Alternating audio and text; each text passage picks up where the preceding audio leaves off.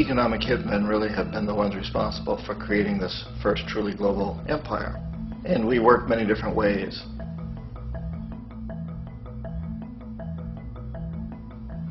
But perhaps the most common is that we will identify a country that has resources our corporations covet, like oil, and then arrange a huge loan to that country from the World Bank or one of its sister organizations.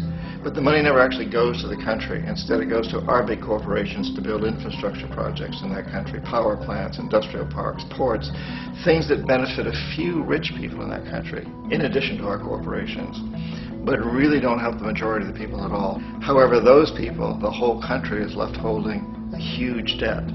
It's such a big debt they can't repay it, and that's part of the plan. If they can't repay it. And so at some point we economic hitmen go back to them and say, listen, you lost a lot of money, can't pay your debt, so sell your oil real cheap to our oil companies. Allow us to build a military base in your country, or send troops in support of ours to someplace in the world like Iraq, or vote with us on the next UN vote. To have their electric utility company privatized and their water and sewage system privatized and sold to U.S. corporations or other multinational corporations. So there was that whole mushrooming thing, and it's so typical of the way the IMF and the World Bank work, that you put a country in debt, it's such a big debt it can't pay it, and then you offer to refinance that debt and pay even more interest. And you demand this quid pro quo, which you call a conditionality or good governance, which means basically that they've got to sell off their resources, including many of their social services, their utility companies, their school systems sometimes, their penal systems, their insurance systems, to foreign corporations. So it's a double, triple, quadruple whammy. The precedent for economic hitmen really began back in the early 50s when democratically elected Mossadegh, who was elected in Iran, he was considered to be the hope of democracy in the Middle East and around the world. He was Time Magazine's Man of the Year. But one of the things that he'd run on and began to implement was the idea that foreign oil companies needed to pay the Iranian people a lot more for the oil that they were taking out of Iran. The Iranian people should benefit from their own oil. Strange policy. We didn't like that, of course. But we were afraid to do what we normally were doing, which was to send in the military. Instead, we sent in one CIA agent, Kermit Roosevelt, Teddy Roosevelt's relative. And Kermit went in with a few $1 million and was very, very effective and efficient. And in a short amount of time, he managed to get Mossadegh overthrown and brought in the Shah of Iran to replace him, who always was favorable to oil. And it was extremely effective. Mobs overflow Tehran. Army officers shout that Mossadegh has surrendered and his regime as virtual dictator of Iran is ended. Pictures of the Shah are paraded through the streets as sentiment reverses. The Shah is welcomed home. So back here in the United States, in Washington, people looked around and said, wow, that was easy and cheap. So this established a whole new way of manipulating countries, of creating empire. The only problem with Roosevelt was that he was a card-carrying CIA agent, and had he been caught, the ramifications could have been pretty serious.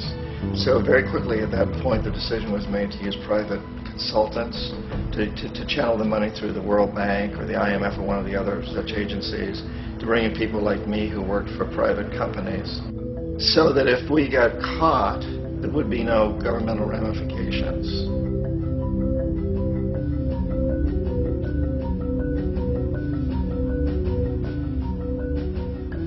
When Arbenz became president of Guatemala, the country was very much under the thumbs of United Fruit Company, the big international corporations. And Arbenz ran on this ticket that said, you know, we want to get the land back to the people.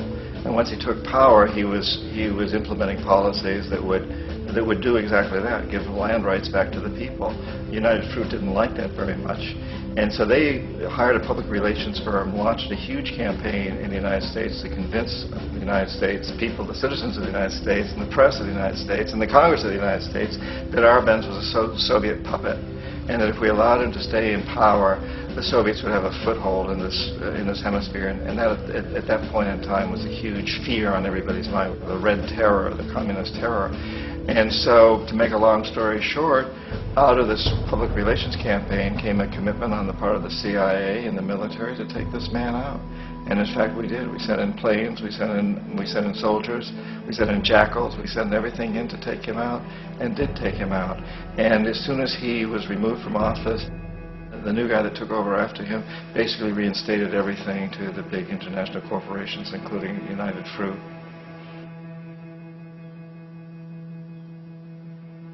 Ecuador for many, many years had been ruled by pro-U.S. dictators, often relatively brutal.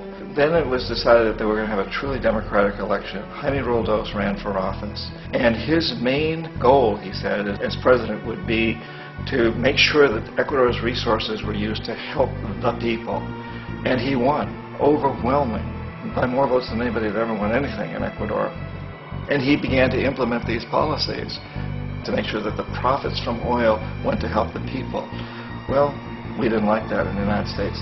I was sent down as one of several economic hitmen to change Roldos, to corrupt him, to bring him around, to let him know, okay, you can get very rich, you and your family, if you play our game, but if you continue to try to keep these policies you've promised, you're going to go.